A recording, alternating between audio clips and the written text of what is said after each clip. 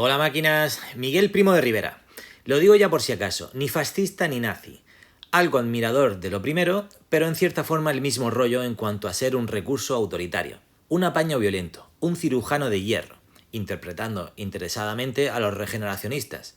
Y además, la última carta y apuesta de Alfonso XIII para salvar el pellejo, evitar el colapso del sistema liberal español o la revolución desde abajo.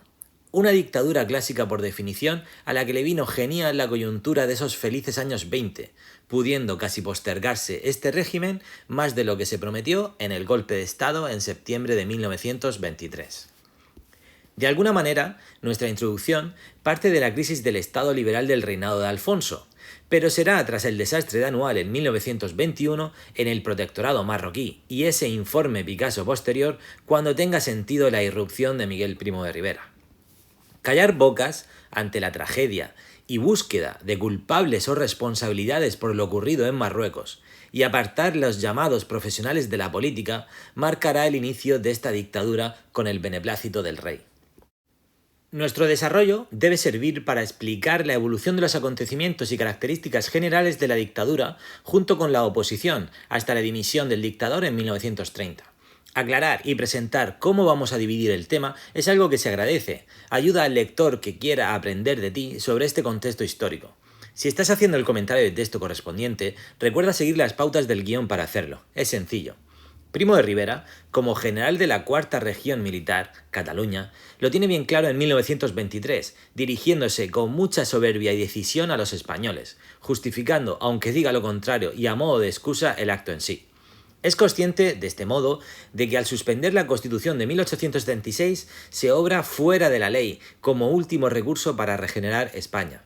Esta solución inconstitucional servirá para frenar la posible reforma del sistema que podía resultar amenazadora para ciertos sectores e intereses sociales y frente a una posible revolución comunista.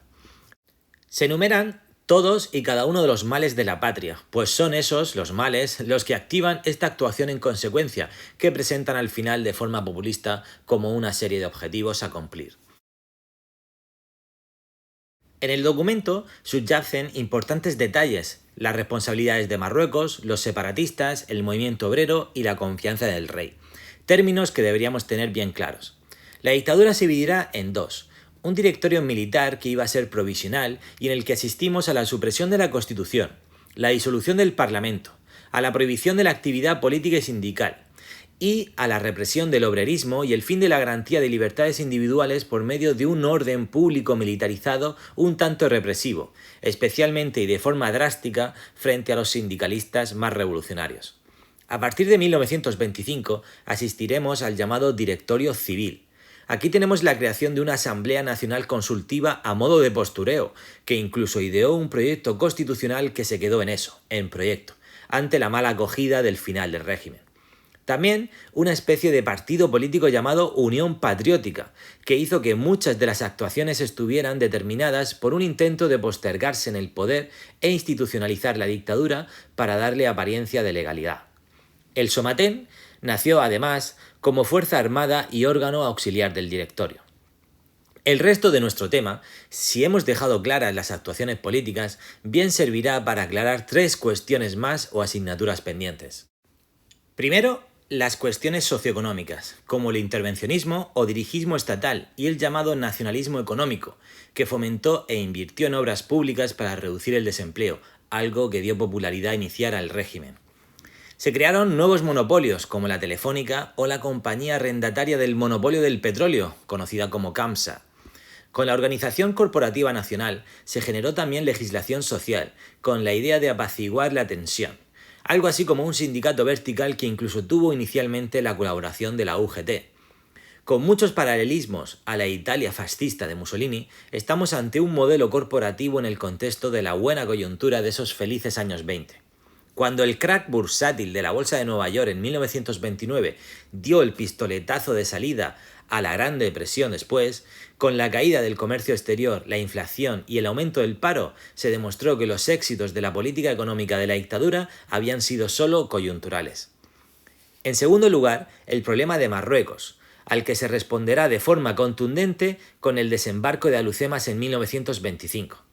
Abdelkrim perdería así el sueño por el que tanto había luchado. Esa república del Rif ahora se disolvería, dando respuesta también a la cuestión marroquí que tantos quebraderos de cabeza había provocado. Si os dais cuenta, el desenlace de esta asignatura pendiente permitiría a Primo de Rivera alargar más su presencia después de 1925. Del desplazamiento inicial del golpe de Estado como algo temporal cuando surgió con el directorio militar, pasaríamos así a la posibilidad de prolongar el ejercicio del poder unos cuantos años más en ese directorio civil. Por último, y en tercer lugar, tendríamos que incluir aquí la oposición política, una realidad que se irá manifestando poco a poco. Antiguos, clásicos y clandestinos partidos políticos de todo orden ideológico. Intelectuales como Unamuno, Valle Inclán, Ortega. El mundo obrero, como la CNT y la nueva FAI principalmente. Universitarios clamando por la libertad, republicanos organizándose y expectantes, y nacionalistas, sobre todo catalanes. Además, como una especie de conspiración militar, tenemos la llamada Sanjuanada en 1926, como muestra de que la oposición irá haciéndose cada vez más presente y múltiple. El incremento del desempleo y el creciente descontento social anunció de alguna manera la nueva coyuntura internacional, perdiendo la dictadura importantes apoyos que alimentaba cada vez más esa oposición. Para terminar, estamos casi al final de curso. Intenta sacar tus propias conclusiones. Son temas tan políticos que ideológicamente podrías argumentar luces y sombras, causas, consecuencias, dentro del contexto internacional de los llamados felices años 20. La dictadura ha sido una apuesta sin retorno del rey para salvar el cuello. A la dimisión del dictador en enero de 1930, aquejado de una grave diabetes, seguirá su muerte unos meses después en París. Nos acercamos al Pacto de San Sebastián en agosto de 1930.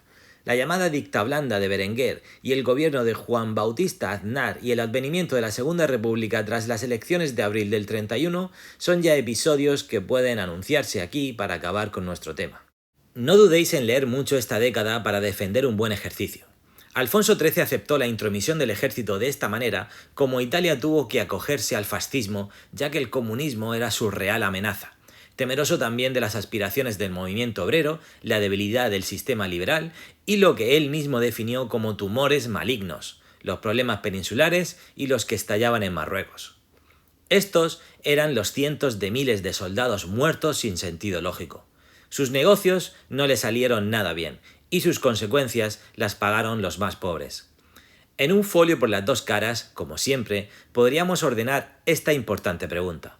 Presenta y estructura la evolución de los hechos en una y valora las características o esas asignaturas pendientes y la oposición en la otra.